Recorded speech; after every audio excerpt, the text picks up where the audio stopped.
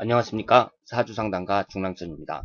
오늘 강의할 내용은 사주 고급 강좌 10번째 시간으로 통간용신, 그리고 지지의 한 글자가 용신이 되는 경우와 기신이 되는 경우, 그리고 간목일주의 해설이 되겠습니다. 사주 고급 강좌가 벌써 10번째 시간으로 10번째 시간이 됐는데요. 이 용신을 구하는 방법, 이 정하는 방법도 막바지에 다다랐다고 할 수가 있습니다. 그래서 억부 용신을 기초로 해갖고 용신을 정하는데, 여기에서 이제 보조적으로 사용할 수 있는 것이 통간 용신입니다. 그리고 지지에 삼합이 되는 경우에 그것이 용신이 되던가 기신이 되는 경우가 있어요. 그래서 오늘은 용신을 구하는 데 있어서 중요한 세 가지를 배우고, 그리고 일주에 대해서도 이제 오늘부터 들어가겠습니다. 그러니까 사주를 봤을 때 사주팔자 8글자가 모두 본인의 사주팔자인 것은 틀림없지만, 이 일주라는 이 두 글자가 본인을 대표하는 대표한 자라고 할 수가 있죠. 그래서 사주를 딱 분석을 할 때에는 이 사람이 어떤 일주를 갖고 있는지, 그래서 이 일주 60갑자가 있으니까 일주도 60개가 있잖아요. 그래서 일주 60개가 되는 이 일주의 성격을 모두 파악하는 것이 중요하다고 말씀을 드릴 수 있겠습니다. 자, 그러면 통간용신이란 무엇인지 한번 살펴보도록 하겠습니다. 이 통간용신이라는 것은요, 이 통간이라는 것이 어디를 이제 통과한다, 뭐 이런 뜻이잖아요. 이 간살이 강할 경우 인성을 용신으로 한다. 이것이 통간용신이 되겠습니다. 그러니까 여러분들이 사주를 딱 봤을 때 간살이 강한 사주, 간살이 3개 이상 돼서 내 사주가 신약해졌단 말이에요. 그럴 때에는 이 사주에서는 인성이 용신이 됩니다. 그것은 어떤 원리냐면요, 지금 이 사주를 보면 수기운이 강하거든요. 수기운이 3개가 되는데 지금 내 힘은, 나를 도와주는 힘이 너무 약해요. 지금 나를 나타내는 것이 병화인데 이 병화를 도와주는 목기운이나 화기운이 하나도 없습니다. 그러니까 지금 수국하 하면서 나 자신이 공격을 받고 있죠. 그럼 이렇게 됐을 때, 이렇게 관살이 강할 때에는 만약에 목기운이 딱 나타나면 수생목, 목생화 하면서 자연스럽게 넘어갈 수 있겠죠.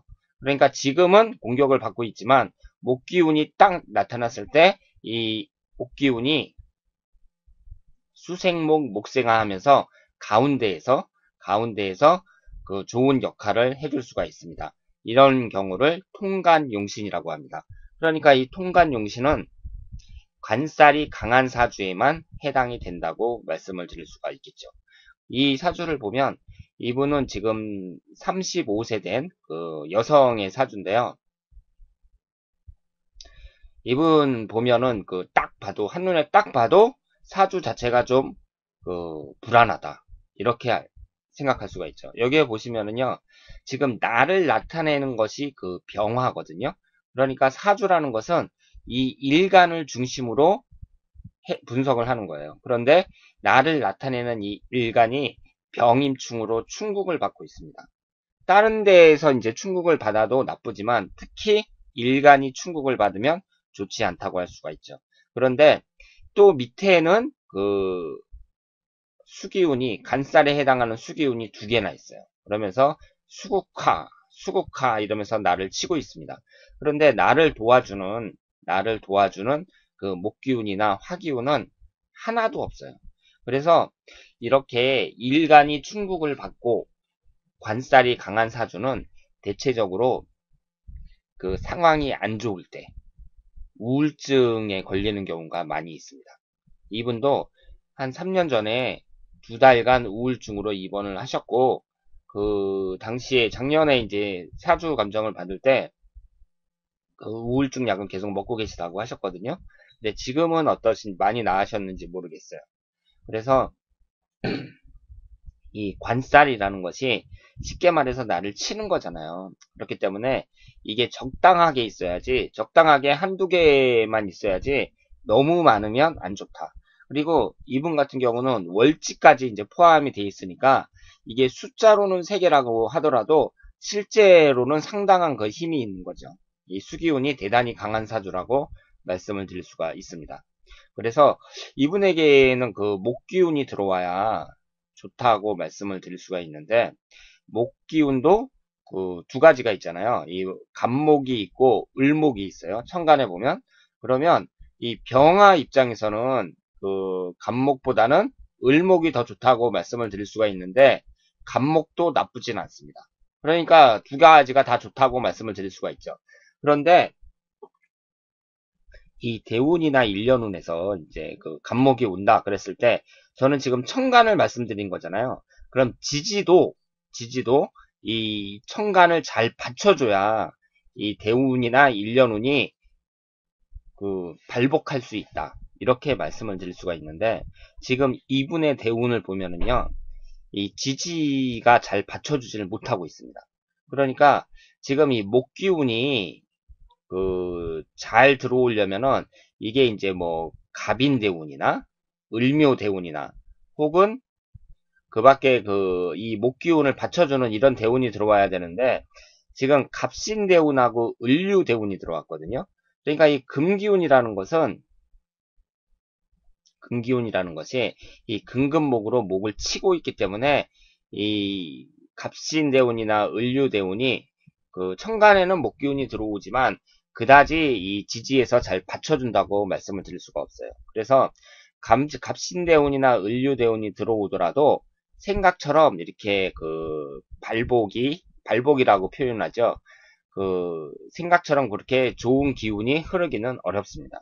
그러니까 이 대운이라든가 일련운에서 그 용신운이 와야 되는데, 용신운도 어떤 모습으로 오느냐 그 점을 잘 살펴봐야겠죠. 이분 같은 경우는 이 56세, 55세 이럴 때는 상당히 좋다고 할 수가 있죠. 그 을묘년하고 갑인년이 이렇게 들어오는데 이럴 때는 괜찮다고 말씀을 드릴 수가 있어요. 그런데 올해 같은 경우는 이제 갑오년이 들어오는데 이 천간에는 목기운이 들어오지만 밑에는 또 좌우충으로 충국이 발생을 하잖아요. 그러니까 천간에 목기운이 들어오더라도 지지가 어떻게 받쳐주냐에 따라서 이것이 효과가 있을 수도 있고 없을 수도 있다. 이렇게 말씀을 드릴 수가 있는데, 이분의 대운을 보면 밑에 받쳐주고 있는 이 신금이나 유군이 그다지 좋은 역할을 하지 못한다. 그리고 올해가 갑오년이지만 올해도 이 지지가 좌우충으로 깨지기 때문에 이 목기운이 그 용신으로서의 역할을 제대로 할 수가 없다. 이렇게 말씀을 드릴 수 있겠습니다. 그럼 통간 용신을 한 가지 더 볼까요? 이분은 그 정사일주죠. 정사일주고 이 사주를 딱 보면은요.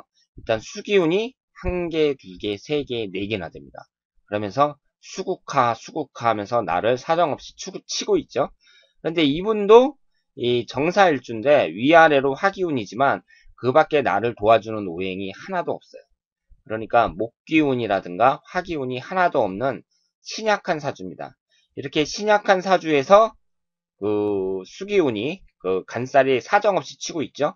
그럼 이분의 그 용신은 신약한 사주니까 그 화기운이나 나를 도와주는 목기운이 용신이 돼야 될 텐데, 그 화기운이 더 좋느냐 목기운이 더 좋으냐 이걸 봤을 때에는 목기운이 더 좋다고 할 수가 있죠. 이렇게 관살이 강하게 나타나 있는 사주에는 그 통간 용신을 적용하는 것이 정확하다고 볼 수가 있습니다. 그러면 여기서 목기운이 딱 등장했을 때 수생목, 목생화 하면서 자연스럽게 넘어가는 거죠. 그래서 이 목기운, 인성운에 해당되는 목기운이 여기선 그 용신이 된다. 이렇게 말씀을 드릴 수가 있습니다. 그런데 이 흘러가는 대운을 보면은요. 이분이 25세 갑인대운, 그리고 35세 을묘대운, 이렇게 25세서부터 44세까지 20년 동안 그 위아래로 강력한 목기운이 들어옵니다. 그러니까 이분은 사주팔자 자체는 별로 좋지 않은데 이 25세에서 44세면 사람에게 있어서는 그 20대와 30대 운이 그 가장 왕성하게 활동할 수 있는 그 시간이라고 말씀을 드릴 수가 있거든요. 그러니까 이때 좋은 기운이 들어오니까 이 20년 동안 기회를 놓치지 않고 열심히 일을 한다면 그 발복할 수 있다. 그러니까 팔자를 고칠 수 있다. 흔히 팔자를 고친다 뭐 이런 말을 하잖아요. 그 좋은 기회를 잡아서 성공할 수 있다. 이렇게 말씀을 드릴 수가 있습니다. 그러니까 대운이 들어오려면 이분처럼 들어와야 돼요. 이분처럼 그 위에 이제 목기운이 들어오는데 밑에도 이 지지에서도 확실하게 받쳐주는 거죠. 위아래로 목기운이 들어오고 있습니다. 그리고 뭐 70대, 80대 이럴 때 들어오는 것이 아니라 왕성하게 활동할 수 있는 그 25세서부터 44세까지 이때 용신대운이 들어온다는 점. 이 점에 있어서 이분에게는 아주 큰 장점이다. 이렇게 말씀을 드릴 수가 있겠습니다. 자, 그러면 여러분들이 이렇게 이 사주를 보면서요, 자꾸 어떻게 용신을 찾아낼지 그것을 계속 눈으로 익히고 공부를 하시길 바랍니다. 이 사주에서는 용신만 제대로 찾아내면 거의 50%는 끝났다고 볼 수가 있어요. 그래서 정확한 용신을 찾아내는 것이 매우 중요하다. 이렇게 말씀을 드릴 수 있겠습니다. 그러면 이 통간 용신을 제가 말씀을 드렸는데요. 또 용신을 찾아내는 그 좋은 그 방법 중에 한 가지가 또 있습니다. 제가 제목을 이 지지의 한 글자가 용신이 되는 경우 이렇게 말씀을 드렸는데요. 이것은 삼합이나 방합이 형성이 될 때 그때 그 용신이 되는 경우를 말씀드릴 수 있겠습니다. 그러니까 지금 이 사주를 보면은요. 지금 67살이 이제 되신 분인데 이 사주 자체는 별로 안 좋죠.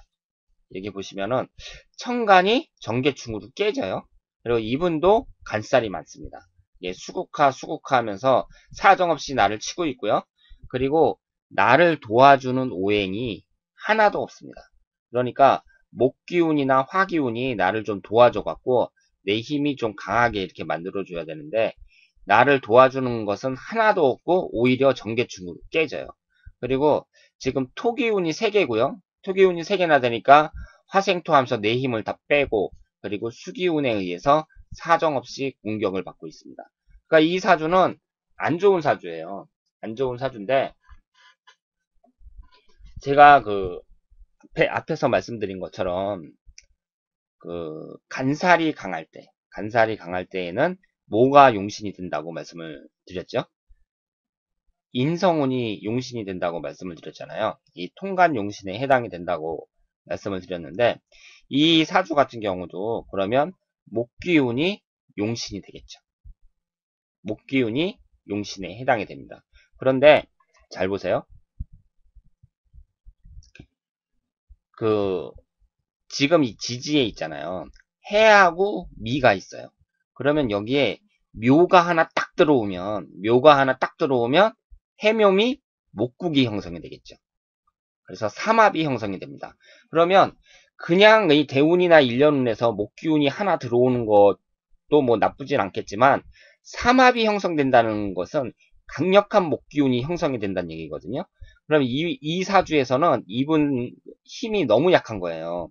너무 약해서 지금 목기운이 많이 들어오기를 갈망하고 있는데 한 개만 들어오는 것이 아니라 삼합이 돼서 강력한 목기운이 들어옵니다. 그러면 그때 이분은 그야말로 발복한다. 이렇게 말씀을 드릴 수가 있죠. 그런데 이 흘러가는 대운을 보면 36살서부터 45살 정묘대운. 이때 묘년이 딱 들어오면서 해묘미 삼합이 됩니다. 그러면은 이분은 36살서부터 45살 이 사이에 인생을 걸어야죠. 인생의 운을 걸어야 된다. 이렇게 말씀을 드릴 수가 있습니다. 만약에 이 10년을 제대로 활용하지 못하고 그냥 보내면 이분의 그 인생은 상당히 암울하다. 그렇게 말씀을 드릴 수가 있어요. 그래서 36세서부터 45세까지 이때 기회를 잡아야 되고 특히 목기운이라는 것은 학문운을 나타내잖아요. 그렇기 때문에 장사 같은 것보다는 그 공부 쪽으로 무슨 뭐 박사학위를 딴다든가 아니면은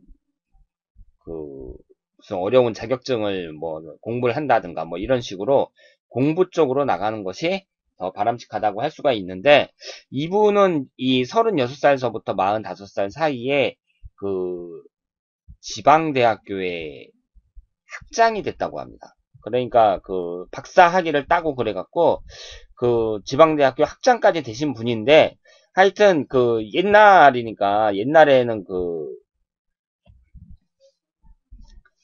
박사 학위 따고 뭐 그런 게 뭐 대학교 교수 되고 그런 게 요즘처럼 이렇게 어렵진 않았나 봐요. 옛날에.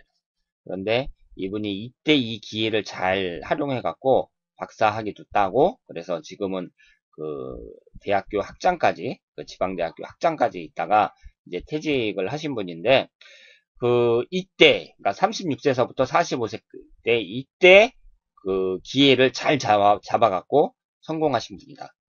이렇게 말씀을 드릴 수 있겠습니다. 자, 그러면 지지의 한 글자가 이제 용신이 되는 경우인데요. 그럼 삼합이 돼가지고 기신이 됐을 경우에, 정반대로 됐을 경우에는 타격이 또 크겠죠. 그 기신이 되는 경우를 또 한번 보겠습니다. 이 기신이 되는 경우도 삼합이나 방합으로 이제 그 기운이 형성이 될 때, 그때를 말씀드릴 수가 있는데, 이 사주를 보면은요, 지금 수기운이 너무 많아요. 그렇죠? 수기운이 너무 많고 금기운이 또 3개나 되기 때문에요. 이게 토생금 하면서 그 수기운을 또 강하게 해주고 있습니다. 그러니까 사주팔자 8글자 중에 7글자가 금기운하고 수기운이니까 대단히 그 강한 사주다. 이것은 신강하다는 표현은 좀 약하고요. 패강한 사주다. 이런 표현을 많이 씁니다. 뭐 사주가 신강하냐 신약하냐 이런 말을 많이 하잖아요. 그런데 신강하다는 표현은 너무 약해요. 그래서 태강하다 이런 말을 많이 쓰는데, 여기에 토기운이 있거든요. 이 토기운이 토국수로 수기운을 치고 있기 때문에 이것은 그 특별격은 되지 않습니다. 그래서 일반격 사주라고 할 수가 있고요. 그렇다면은 이 수기운과 금기운이 너무 많으니까 수기운과 금기운이 들어올 때, 그때 최악이라고 할 수가 있겠죠. 지금도 수기운이 많아서 너무 많은데 이게 또 수기운이 들어온다. 그러면 최악이라고 할 수가 있는데, 지금 여기에 보시면은요, 신하고 자가 있단 말이에요. 그러면 여기 진년이 딱 들어왔을 때 신자진 수국이 형성이 되겠죠. 그러면 지금도 수기운이 4개나 돼갖고 너무 많은데, 또 수기운이 하나만 들어오는 게 아니라 삼합이 돼가지고 또 엄청나게 들어오는 거예요. 그때는 최악이라고 할 수가 있습니다. 그래서 지지의 한 글자가 기신이 되는 경우, 이 한 글자는 바로 진년에 해당이 되겠습니다. 그럼 이분의 그 대운을 봤을 때는 76세서부터 85세까지 경진대운, 이때 최악이라고 할 수 있겠죠. 그러니까 이분이 76세서부터 85세 사이에 그 돌아가실 가능성이 상당히 높다. 이렇게 말씀을 드릴 수가 있습니다. 그리고 이 12년에 한 번씩 또 1년 운에서 진년이 오잖아요. 그러면 33살 임진년 같은 경우, 이때는 천간도 수기운이에요. 밑에 또 진년이 들어오고요. 그리고 45살이죠. 45살 갑진년. 뭐 이런 식으로 들어오는데, 진년이 들어왔을 때는 어떻게 해야 되느냐? 물놀이를 가면 안 되겠죠. 물놀이 갔다가 물에 빠져 죽을 그럴 가능성도 높습니다. 지금 그 교통사고 같은 경우는 그 건수 면에서 너무 많아가지고 그 자동차 타고 다니는 사람들이 많은데, 그 역마살이 있는 사람들, 이런 사람들이 이제 충국을 받을 때에는 그 차 조심해라, 뭐 운전하지 말아라 이런 말을 하거든요. 그리고 사주 상담할 때 그 자동차 사고 경험 있는 분들이 상당히 많습니다. 그런데 이 물놀이 같은 경우는 물론 여름에 막 빠져 죽고 막 이런 사람들이 많이 있지만, 이 자동차 사고에 비하면은 좀 숫자가 적다고 할 수가 있죠.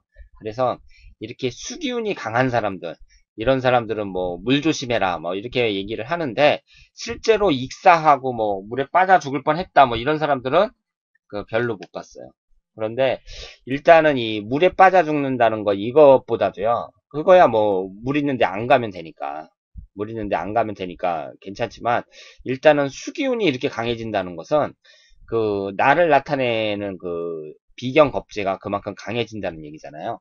그러니까 사람이 다른 사람 말을 잘 안 듣고 좀 독선적으로 변하면서 배우자와의 관계도 나빠질 가능성이 높습니다. 그러면서 이제 내가 하고 싶은 대로 막 하는 거죠. 그렇게 하는데 결과적으로는 나쁜 결과가 나와요. 그래서 이렇게 그 삼합이 돼갖고 그 삼합이 비견으로 들어올 때 그때는 타격이 된다. 큰 타격이다. 꼭 비견이 아니더라도 이렇게 그 기신운에 해당이 되는데 삼합이 되면서 또 기신운으로 들어올 때 그때는 지지의 한 글자가 기신이 된다. 이렇게 말씀을 드릴 수 있죠. 그러니까 이 사주에서는 그 진년, 이 진토라는 이 글자가 대표적인 그 기신이 되는 글자다. 이렇게 말씀을 드릴 수가 있겠죠. 그래서 이분 보면은 21살 때 경진년이었거든요. 그러면 이때 이제 신자진 수국이 형성이 되고 천간은 금생수하면서 이 경금도 나쁜 운이라고 할 수가 있는데 21살 때 신학대학교에 입학을 하셨는데 무엇을 해야 할지 그 학교는 입학했는데 무엇을 해야 할지 잘 모르고 방황을 많이 하셨다고 합니다. 그래서 학교도 이제 다니는 동 마는 동 하다가 그 휴학계 내고 나와서 이제 이런 일 저런 일 막 하시면서 그 20대 초반을 이제 방황을 하신 거죠. 자, 그러면 그 용신을 찾는 방법에 대해서 이제 여기까지 말씀을 드리고요. 앞으로도 이제 드문드문 나오겠지만 이 용신 찾는 것이 워낙 그 사주 분석에 있어서 기본적인 사항이라 그 강의를 하면서 계속해서 그 내용이 나올 겁니다. 그런데 일단은 그 억부 용신을 기초로 해갖고 그러니까 내가 신강하냐 신약하냐 그때 신강하면 내 힘을 빼는 게 용신이고 신약하면 내 힘을 강하게 해주는 게 용신이고 이런 식으로 그 억부 용신론을 기본으로 해서 이 통간 용신을 보조로 해서 이렇게 분석을 하시면 되겠습니다. 그리고 조후 용신이라는 것도 있는데요. 그것은 넓은 의미에서 봤을 때 이 통간 용신에 그 포함된다고 할 수가 있고 이 통간 용신 통간 용신이 아니라 억부 용신에 그 포함된다고 할 수가 있고 억부 용신과 그 조후 용신이 서로 그 충돌을 할 때는 억부 용신을 우선시하기 때문에 이 조후 용신이라는 것은 그 따로 배우지 않겠습니다. 그러니까 뭐 목화토금수 해가지고 수기운이 너무 강하다. 그럼 이거 차가운 거니까 이 불에 해당하는 화기운을 뭐 용신으로 한다. 뭐 이런 것을 그 조후 용신이라고 하는데요. 그런 것이 있다는 거. 그것을 그 정도만 알아두시면 되겠습니다. 자, 그러면 일단은 그 용신에 대해서는 그 여기서 이제 마치고요. 지금서부터는 일주에 대해서 설명을 하도록 하겠습니다. 이 일주가 60갑자가 있으니까 그 일주도 총 60개가 있잖아요. 그래서 오늘은 그 60개나 되는 일주를 전부 다 할 수는 없고요. 아마 다음 시간까지 하더라도 일주를 다 끝내기는 힘들어요. 그래서 다다음 시간까지는 가야 되지 않을까 생각을 하는데 오늘은 그 갑일간에 대해서 한번 설명을 해보도록 하겠습니다. 그러니까 일간이 이제 10개가 있잖아요. 갑을병정, 무기경신, 임계 이렇게 10개가 있으니까 그 10개 중에 오늘은 그 갑일간에 대해서 한번 알아보도록 하겠습니다. 이 갑이라는 것은요. 갑이라는 것은 맨 처음에 나오잖아요. 그 갑을 병정할 때 천간에서 맨 처음에 나오거든요. 그러니까 수장, 장남의 역할을 한다고 말씀을 드릴 수가 있습니다. 그리고 요즘에는 애를 한두 명밖에 안 나잖아요. 그래서 뭐 장남이니 장년이 뭐 그런 개념이 별로 의미가 없어졌지만 예전에는 막 7명, 8명, 10명 막 생기는 대로 다 났잖아요. 그러니까 이 장남의 역할이라는 것이 상당히 중요했고요. 그 장남은 뭐가 달라도 달랐습니다. 그러니까 장남으로서 느끼는 그런 그 스트레스는 엄청났을 거예요. 그리고 집안에서도 그 장남이 잘 돼야 된다. 뭐 그런 것도 있었고 마치 그 부모님 같은 그런 역할을 했다고도 말씀을 드릴 수가 있죠. 맨 막내하고요. 그 장남하고 이 나이 차이가 보면은 그 자기 조카보다 어린 사람도 있어요. 그러니까 그 내가 장남이잖아요. 그럼 내 자식을 낳는데 그 어머니가 그 내가 자식 난 다음에 또 막내를 낳은 거죠.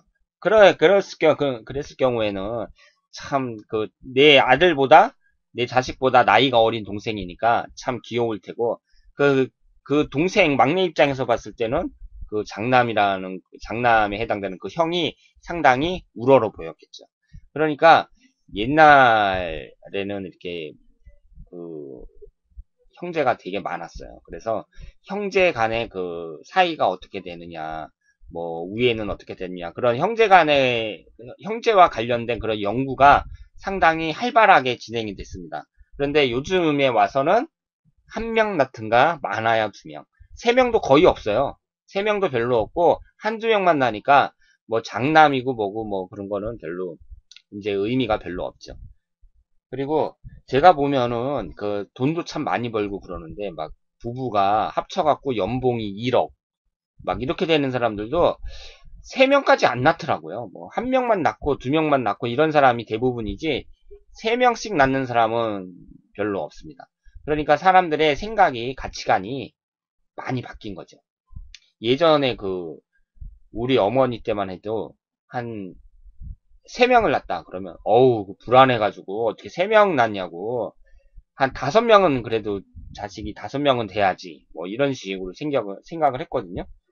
그래서 뭐 애가 잘못되기라도 하면 어떡하냐, 그럼 또 다른 애들이 있어야 될 게 아니냐 이렇게 생각을 하기 때문에 우리 부모님 세대는 한 명만 낳는다 그거는 이제 용납을 못하는 거죠. 그런데 요즘 사람들은 한 명만 낳는 사람도 한두 명이 아니에요. 그러니까 한 명만 낳았으면 참, 저 같은 경우는 두 명인데요. 그 한 명만 있으면 진짜 그 아이는 그 왕처럼 키울 수밖에 없을 것 같아요. 뭐 잘못했다 그 해서 한 대 딱 때린다, 그것도 쉽지가 않을 것 같아요. 그 만약에 자식이 삐져가지고 그 부모랑 상대 안 하고 그러면은 그게 또 엄청난 스트레스가 될 것 같습니다. 하여튼 한 명밖에 안 되는 그 자식, 그게 이제 예전하고는 그 자녀에 대한 그 생각이 많이 바뀐 것 같아요. 그런데 이 갑목이라는 것이 이제 첫 번째로 나오는 거니까 이 갑일간을 갖고 있는 사람들은 좀 장남의 역할을 한다. 뭐 수장, 장남의 역할을 한다. 이렇게 말씀을 드릴 수가 있고요. 이 중후하고 침착하고 성실하고 자존심이 강한 그런 그 성질을 나타낸다고 말씀을 드릴 수가 있습니다. 이 갑이라는 것은요, 이 밭전자에서 밭 속으로 뚫고 뻗어 내려가는 뜻을 가지고 있으므로 뿌리를 나타낸다고 볼 수가 있어요. 이 밭전자에서 밑으로 팍 나온 게, 밭전자에서 밑으로 딱 나온 것이 이 갑목이기 때문에 이것은 이 갑목의 포인트는 뿌리라고 말씀을 드릴 수가 있습니다. 그리고 이게 이제 그 장남의 역할을 하니까 위계 질서의 채통을 정확하게 지켜가는 성품이 있고 성실한 보수성이 큰 기둥 역할을 조성한다. 성실한 보수성이 큰 기둥 역할을 조성한다. 뭐 이런 말을 하는데요. 그러니까 좀 보수적인 성향이 강하다고 말씀을 드릴 수가 있죠. 그런데 이런 그 갑목의 역할도요, 지지가 어떤 것이 들어오느냐에 따라서 완전히 달라집니다. 그러니까 갑목에는 갑일간에는 총 6개가 있거든요. 그런데 뭐 장남의 역할을 하고 중후하고 침착하고 뭐 이런 것도 지지가 좋은 게 들어와야지 그렇단 얘기죠. 지지가 만약에 불안한 게 들어왔다, 그러면 제대로 역할을 한다고 보기가 어렵습니다. 지금 여기 써 있는 거 보면 다 좋은 말만 써 있잖아요. 그런데 이것은 그 지지하고 그 조화를 잘 이루었을 때, 그 사주의 구성이 좋았을 때 얘기지, 갑목이라고 해서 다 좋느냐? 그렇지 않다는 겁니다. 그러면 우리가 그 갑일간이 있으면 이게 총 6개의 일주가 형성이 되거든요. 그럼 이 갑술일주하고 갑자일주하고 갑인일주는요, 제가 강체라고 적어놨어요. 뿌리가 튼튼하다, 이렇게 생각을 하시면 되겠습니다. 그리고 갑신일주와 갑오일주와 갑진일주는요, 약체예요. 약체라는 말은 뭐냐면은 이 밑에 있는 신금이나 오화나 진토가 위에 있는 갑목을 받쳐주질 못한다는 얘기예요. 그러니까 이 일주가 좋은 일주냐 나쁜 일주냐 이게 중요하잖아요. 그러면 천간에 사람이 이제 그 사주에서 나 자신을 나타내는 게 일간이잖아요. 그렇기 때문에 용신을 찾을 때는 천간에서 찾아야 합니다. 이것은 또 그 학설이 나눠지는데요. 뭐 지지에서 찾아야 된다. 천간에서 찾아야 된다. 막 이렇게 여러 가지 학설이 있는데 일단은 일간이 나를 나타내잖아요. 그러니까 나를 나타내는 것이 천간에 있으니까 용신을 천간에서 찾아야 되는데 이 용신이 천간에 있는 이 용신이 발복을 하려면 제대로 역할을 하려면 지지에서 제대로 받쳐줘야 돼요. 그런데 이 갑술일주나 갑자일주나 갑인일주는 지지에서 제대로 받쳐주는 일주라고 할 수가 있고 갑신일주나 갑오일주나 갑진일주는 제대로 못 받쳐주는 거죠. 그래서 이 위에 있는 세 가지는 강체, 밑에 있는 세 가지는 약체 이렇게 표현을 했는데요. 그럼 강체와 약체가 정확하게 어떤 의미로 새겨들어야 되느냐? 이 강체는 좀 의지가 강하다 이렇게 생각하시면 되고 밑에 있는 것은 의지가 약하다 이렇게 생각을 하시면 되겠습니다. 물론 사주가 그 일주만으로 모든 것이 다 형성이 되는 건 아니잖아요. 그렇기 때문에 나머지 6글자도 어떻게 구성이 되어 있느냐 그 점이 중요하겠지만 일단은 그 사주팔자 내에서 가장 중요한 게 일주거든요. 그런데 위에 있는 이 세 가지 일주가 딱 나왔을 때는 일단은 기본적으로는 기본은 먹고 들어간다 이렇게 말씀을 드릴 수가 있습니다. 물론 그러면 이 위에 있는 일주는 다 성공하고 밑에 있는 일주는 다 실패하냐? 그건 아니죠. 그건 아니지만 일주 하나만 봤을 때에는 위에 있는 것이 우수하다고 말씀을 드릴 수밖에 없습니다. 자, 그러면 사주를 이제 그 처음에 그 강의할 때에는 모든 사람들의 사주가 다 이제 그 희망이 있고 다 좋은 것처럼 이렇게 말씀을 드렸는데 사주 공부를 이제 점점 깊이 들어가면 들어갈수록 좋은 사주, 나쁜 사주 뭐 이런 것을 확연히 나누고 있습니다. 그러니까 지금 갑술일주, 갑자일주, 갑인일주에 있는 분들은 기분이 좋으시겠지만 이 갑신일주, 갑오일주, 갑진일주에 있는 분들은 또 기분이 안 좋겠죠.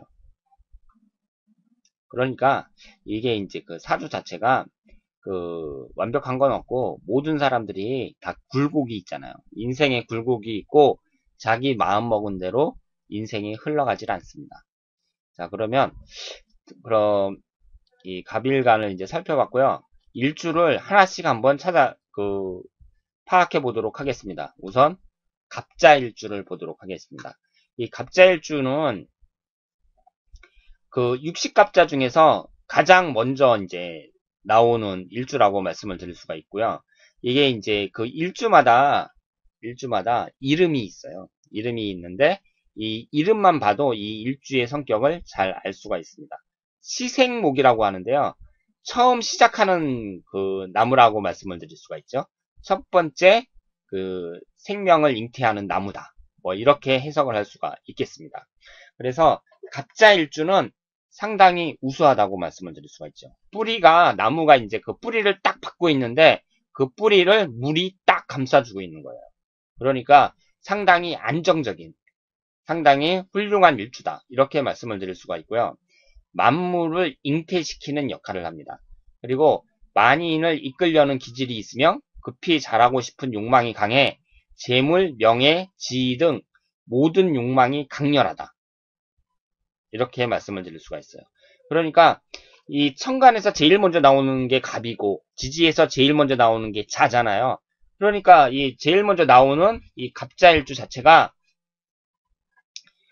좀 만인을 이끌려는 기질, 그 성공하려는 그런 욕망 이런 것이 강하다고 말씀을 드릴 수가 있고 그리고 좀 리더십 같은 것도 있다고 말씀을 드릴 수가 있어요. 그런데 갑자일주라고 다 좋은 게 아니고요. 그 사주 구성이 안 좋은 경우는 이 성공에 대한 욕망은 강한데 실패로 나타나는 경우가 많이 있습니다. 그리고 이 갑자일주에서 이 자가 수기운을 나타내잖아요. 그러니까 주색으로 망하는 경우가 많아요. 그리고 이 자가 자오묘유 네 가지가 그 도화살이라고 하는데 이 도화살 중에서 그 대표적인 한자가 바로 자일주라고 말씀을 드릴 수 있습니다. 이 자라는 그 글자가 그 동물로는 그 쥐를 나타내는데요. 쥐가 번식력이 좋잖아요.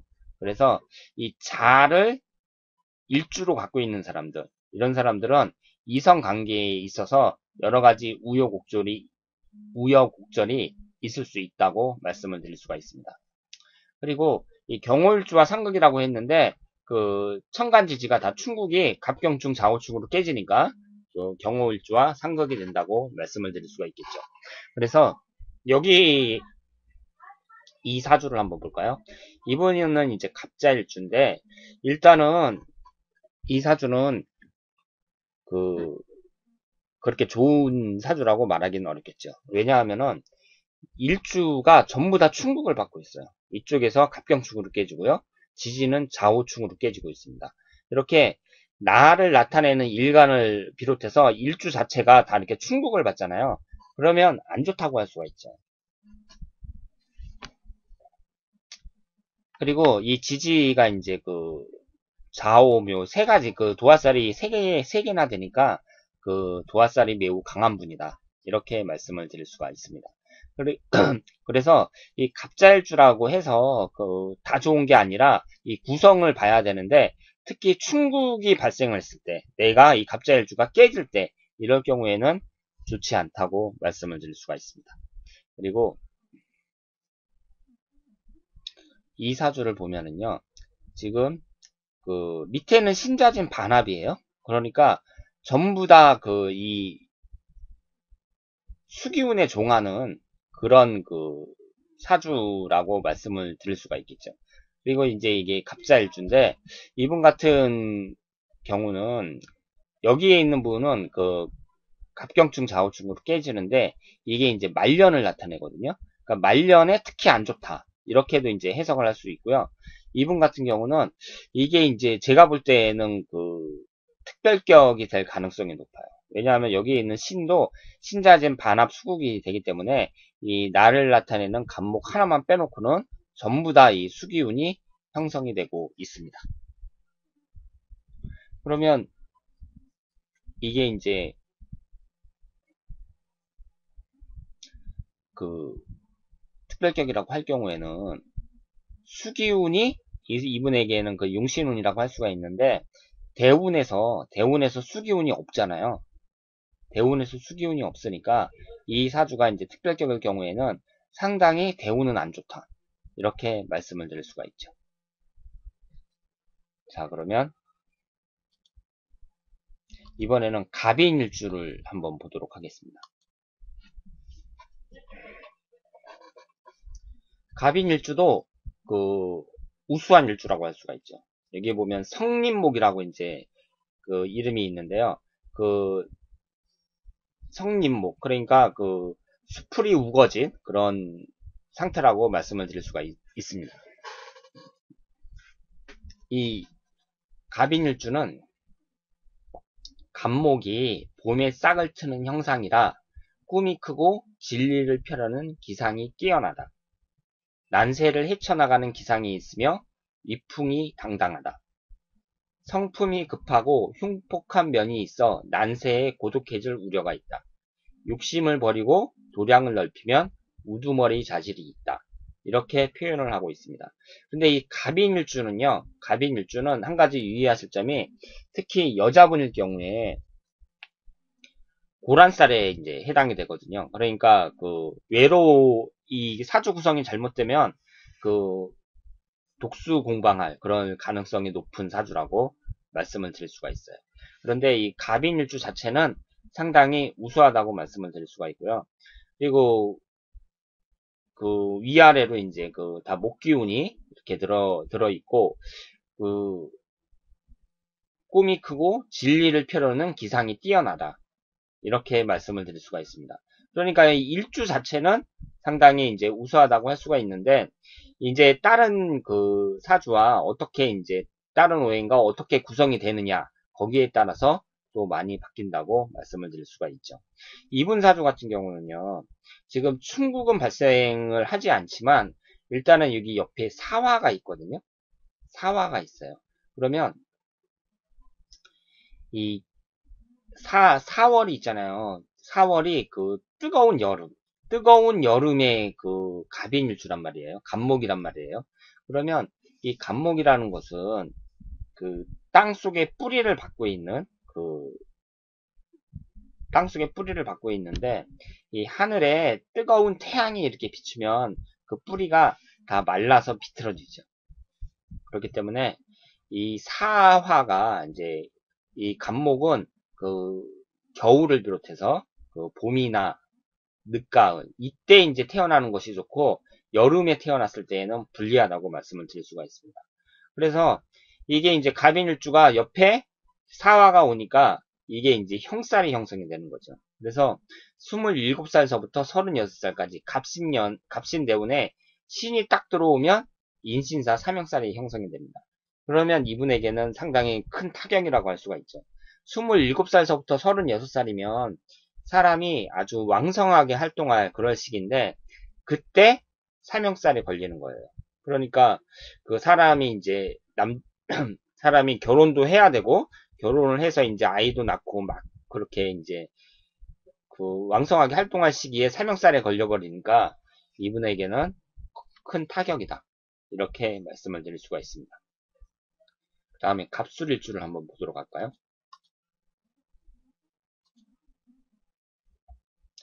갑술일주. 갑술일주는 그 해생목이라고 말씀을 드릴 수가 있습니다.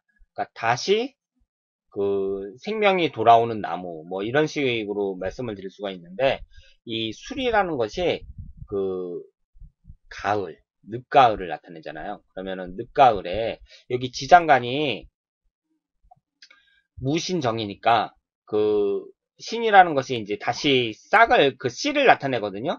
그러니까 다시 나무가 이제 그 열매가 됐다가 열매를 맺었다가 씨가 돼가지고 그 씨가 땅 속에 들어가서 다시 이제 뿌리를 보호하고 다시 바깥으로 이제 그 싹을 피려는 그런 것을 나타내니까 그 해생목이라고 할 수가 있죠. 다 새롭게 그 생명이 돌아오는 그런 나무, 이렇게 표현을 할 수가 있습니다. 갑목이 화기를 머금고 겨울을 대비하는 뜻이다.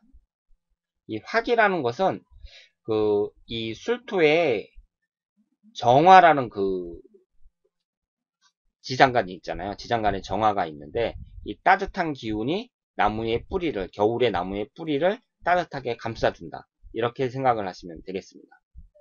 내년 봄을 대비해 겨울의 잠복기를 대비하는 뿌리라 인내심이 강하고 풍부한 감정이 있어 낭만을 즐길 줄 아는 성품을 지녔다. 용기도 있고 사려심도 깊으나 성격이 과격한 경향이 있어 남과의 분쟁 소지가 있다. 술을 좋아해 주색으로 망할 가능성을 내포하고 있다. 경진일주와는 상극이다. 이렇게 표현하고 있습니다. 그러니까 갑술 일주 자체가, 이 일주 자체는 좋은데, 이것이 이제 그 일주만 좋다 그래서 다 좋은 것도 아니고, 이것도 나름대로 조심해야 될 점이 있다. 이렇게 말씀을 드릴 수가 있고요. 이게 이제 성격이 과격한 경향도 있다고 했어요. 그래서 남과의 분쟁 소지가 있으니까 이 갑술 일주가 있는 분들은 좀 겸손하게 살 필요가 있겠죠.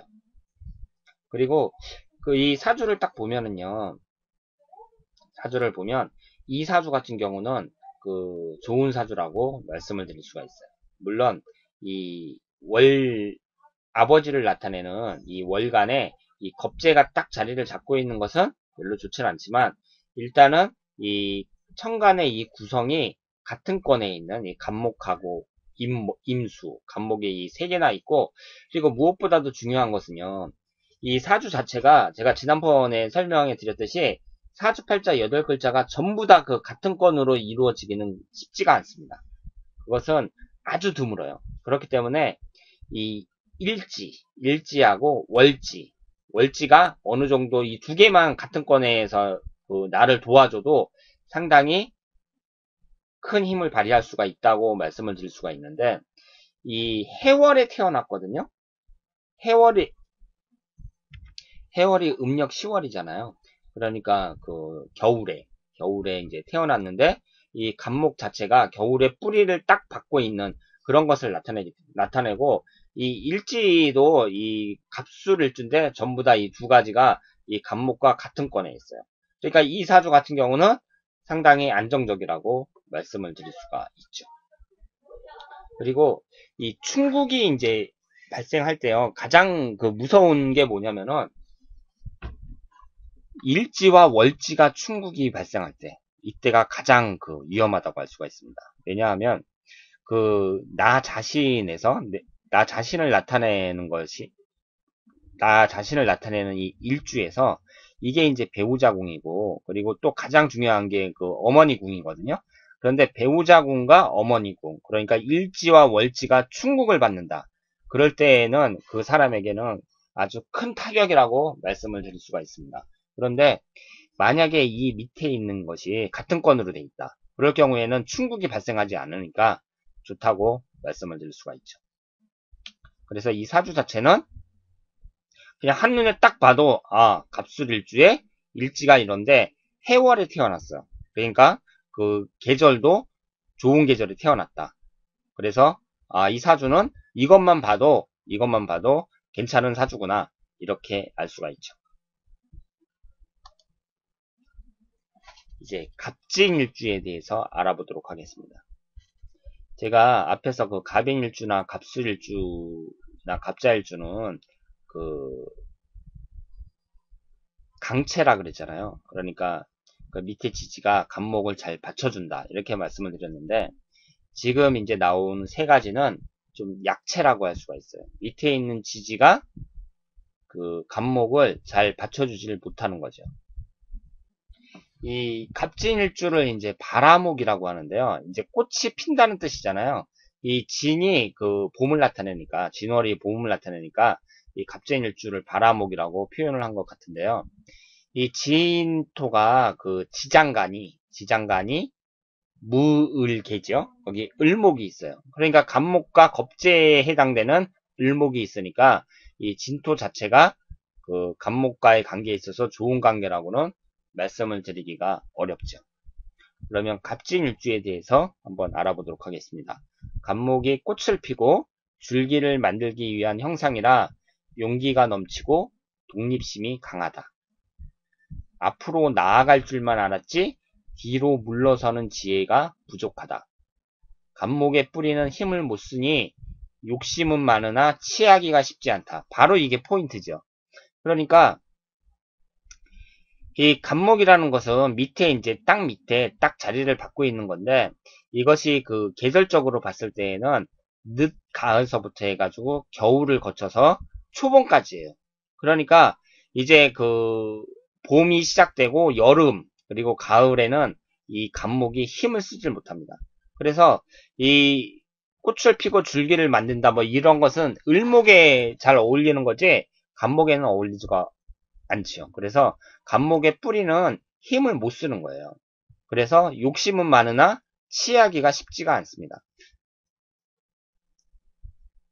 거만하고 이기심과 독선이 지나쳐 주의와 분쟁이 뒤따를 우려가 있다.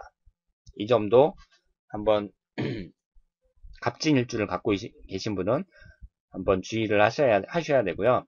이 사주를 한번 보겠습니다. 이 사주가 이제 갑진일주인데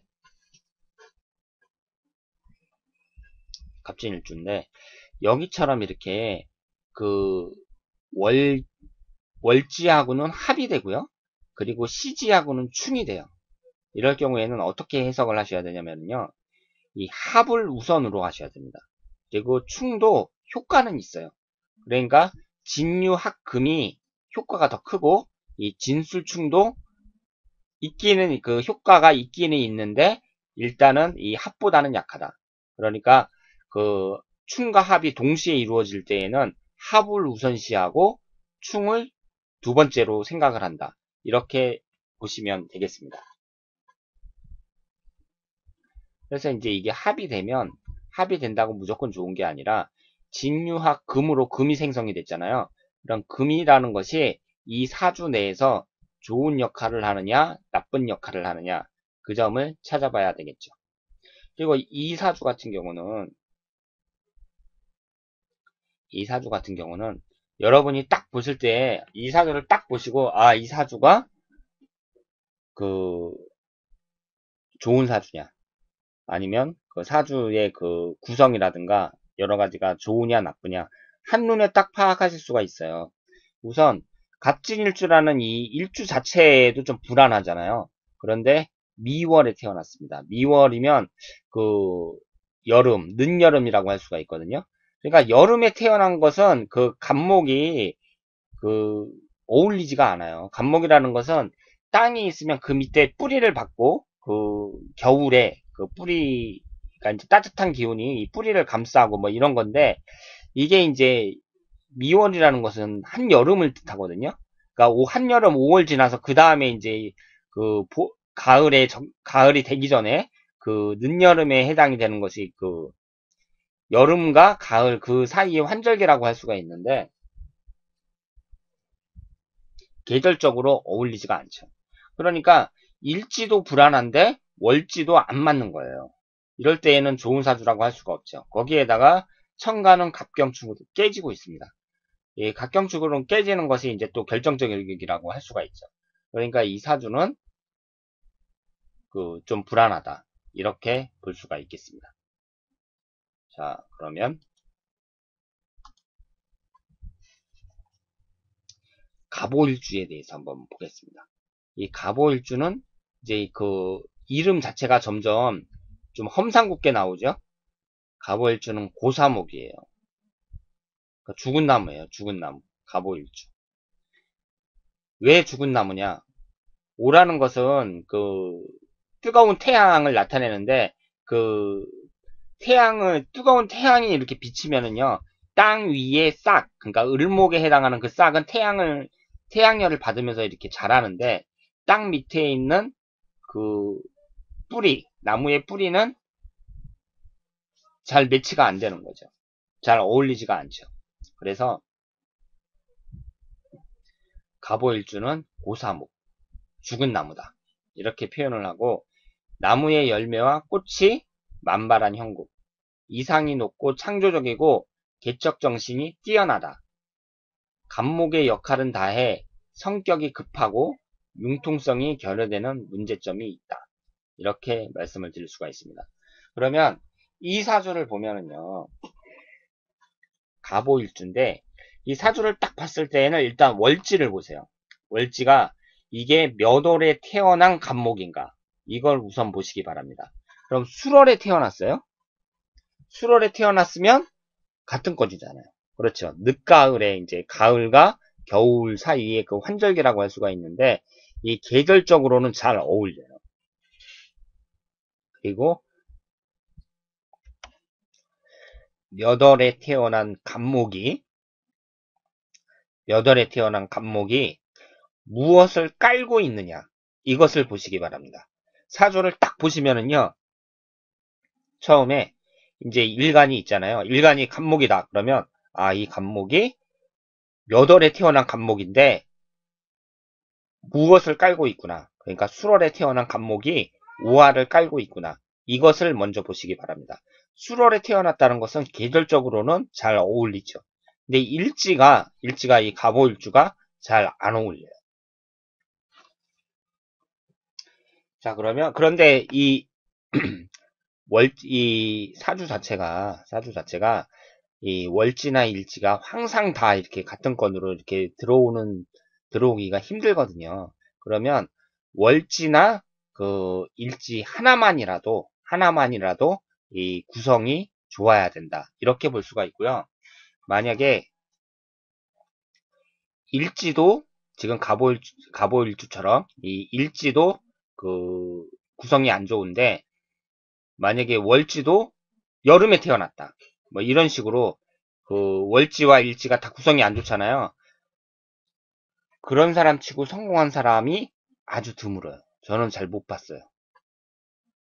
그러니까 월지나 일지 중에 하나만이라도 그 구성이 맞아야지 일지와 월지가 두 개가 다 구성이 안 좋다. 그런 분들 중엔 상당수가 그 일이 잘 안 풀리고 굴곡이 많고 그런 분들이지 뭐 사회적으로 성공한 사람들 이런 사람들 중에서는 그 아주 드물다고 말씀을 드릴 수가 있어요. 거기다가 이분은 또 갑경충으로 이 천간이 충국을 받고 있습니다. 그러니까 이분도 이 일간이 또 충국을 받고 있다는 점에 있어서는 상당히 그 어려운 사주다, 불리한 사주다 이렇게 말씀을 드릴 수가 있죠.